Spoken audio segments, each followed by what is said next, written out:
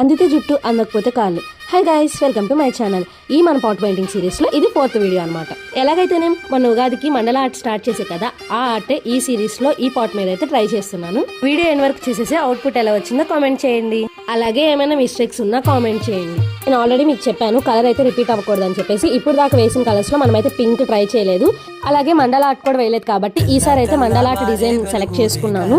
Friends pick వచ్చేసరికి Pinterest లో తీసుకున్నాను. సింపుల్ అండ్ ఈజీగా ఉండిద్ది, ఎవరైనా ఈజీగా వేసేసుకోవచ్చు ఈ డిజైన్ ని. నేను ఈ డిజైన్ వేయడానికి ఎక్కువ కష్టపడలేదు, ఎందుకంటే చాలా ఈజీగా ఉంది. నచ్చితే మీరు కూడా ఒకసారి ట్రై చేసేసేయండి.